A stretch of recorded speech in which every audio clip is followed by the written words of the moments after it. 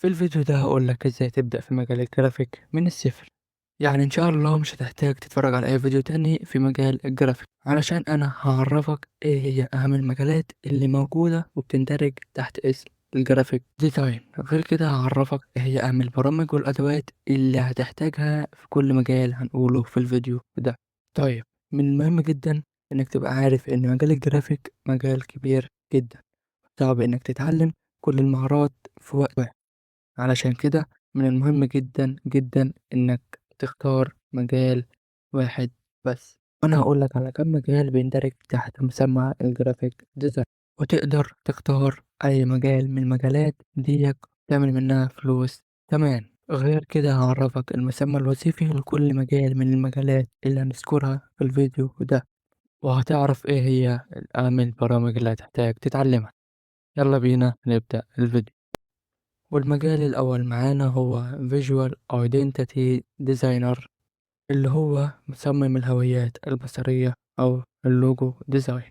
هتقولي ده بيعمل إيه أو بيقدم إيه بالظبط؟ أقولك ده بيعمل الشكل العام للهوية البصرية لأي شركة.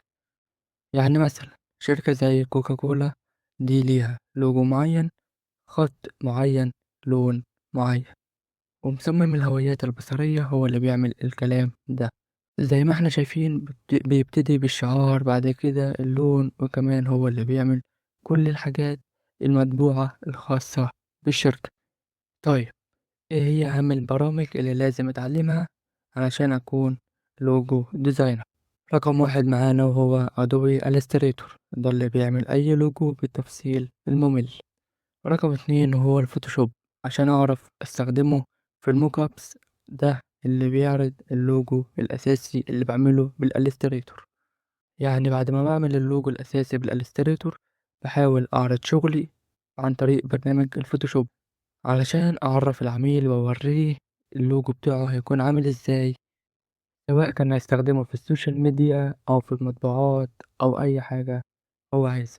والمجال التاني معانا هو ماركتينج ادفرتايزنج ديزاينر، أو مصمم الدعاية والإعلان. ده بيعمل إيه أو بيقدم إيه بالظبط؟ عد معي: تصميم البوستات المطبوعة والديجيتال، تصاميم الانفوجرافيك والبوك كفر، تصميم الإعلانات البيلبوردز اللي بنلاقيها في الطرق الكبيرة دي، وتصميم التيشيرتات والمنيو وأغلفة السيارات وحاجات تانية كتير. وأخيرا تصميم إعلانات السوشيال ميديا، اللي بقى مهم جدا في الفترة الأخيرة وبقى عليه طلب كبير جدا، لأن من الطبيعي مفيش أي شركة بتبدأ دلوقتي إلا لما تعمل سوشيال ميديا أكاونت، وبالتالي عايزين مصممين يعملوا لهم تصاميم ينزلوهم على الصفحات بتاعتهم.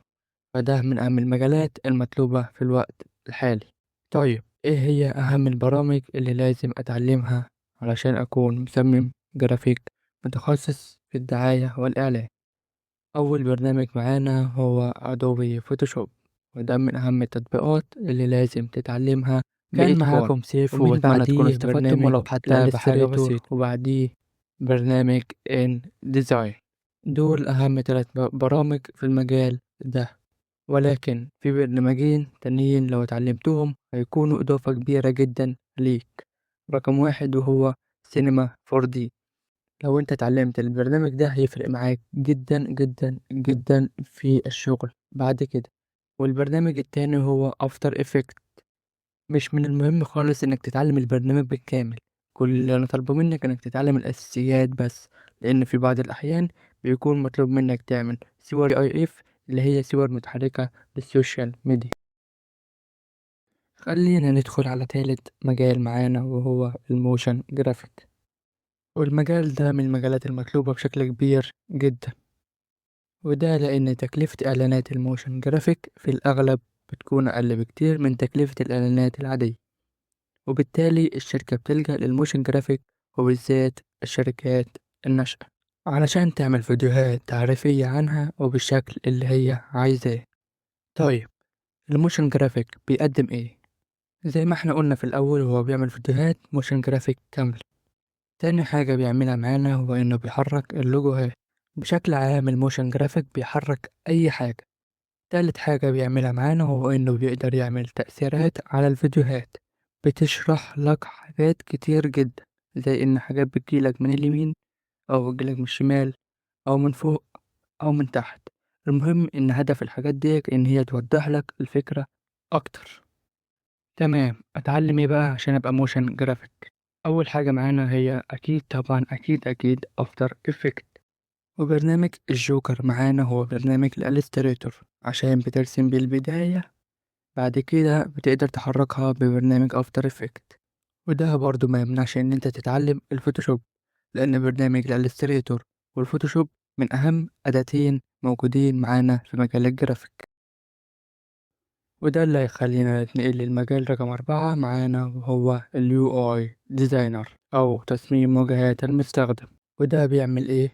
رقم واحد معانا وهو صفحات الويب سايت، بيعمل التصميم الخارجي للصفحات دي، مش الكودينج أو البرمجة، بيعمل التصميم الخارجي بس. رقم اتنين بيعمل التصميم الخارجي للموبايل اب او تصميم الواجهات بتاع الموبايل اب، بيعمل الشكل الخارجي للابليكيشن، ساعات بيعمل خلفيات الخاصة بالالعاب. مجال اليو اي واليو اكس من اكتر المجالات المطلوبة في الوقت الحالي، وده لان ببساطة لان شركات كتيرة جدا رايحة لاتجاه الموبايل ابليكيشن الويب سايت المختلف عشان تسهل على الناس حياتها عن طريق التطبيقات والمواقع بتاعت ايه التطبيقات اللي انا محتاج اتعلمها عشان ابتدي في مجال اليو اي يو اكس ديزاين.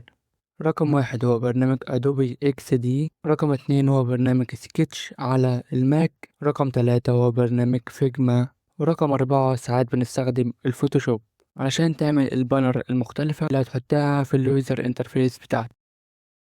ونمبر فايف معانا هو المونتاج أو الفيديو إيديتنج. المجال ده باختصار بيعمل إيه؟ بيعمل مونتاج لكل الفيديوهات اللي أنت بتشوفها على السوشيال ميديا، سواء أفلام أو فيديوهات أو برامج أو مسلسلات. أي مونتاج أو تقطيع في الفيديوهات عشان توصل لفيديو نهائي. ده اللي بيحصل في تقطيع في الصوت أو الفيديوهات عشان تحطها في ترتيب معين عشان تشوف الفيديو معين أو رسالة معينة. وعلشان تتعلم المونتاج محتاج إنك تتعلم برنامج أدوبي بريمير برو أو برنامج فاينل كات على نظام الماك أو برنامج دافنجر زو. غير كده ممكن تتعلم برنامج أفتر إفكت عشان تقدر تضيف تأثيرات على الفيديوهات بتاعتك. طيب يا سيف، أنا كده عرفت الخمس مجالات اللي أنت قلتهم في الفيديو كله، بس للأسف أنا لسه برضه معرفتش إيه هو أنسب مجال بالنسبة لي. تعالى يا حبيبي فوق أقولك إيه هو أنسب مجال بالنسبة لي. مصمم الهوية البصرية، ده اللي بيبني شكل البراند من اللوجو للألوان. ولو انت عندك ذوق عالي وبتحب التفاصيل الصغيرة اللي بتفرق بين الشغل العادي والشغل الاحترافي، يبقى المجال ده أنسب ليك. مصمم الدعاية والإعلانات، لو انت بتحب التسويق وبتعرف تشد انتباه الناس من أول نظرة، يبقى ده مجالك. الموشن جرافيك، لو بتحب الحركة يبقى الموشن ليك. اليو اي واليو اكس ديزاينر، ده اللي بيصمم شكل التطبيقات والمواقع، ولو بتحب الترتيب والبساطة يبقى المجال ده أنسب لك. المونتاج، لو بتحب تحكي قصة بالصوت والصورة وبتفهم في الإخراج يبقى المونتاج مجالك. شوف بقى أنا مجال أنت حابه أكتر أو عايز تتعلمه أكتر وابدأ فيه. كان معاكم سيف، وبتمنى تكونوا استفدتم ولو حتى بحاجة بسيطة.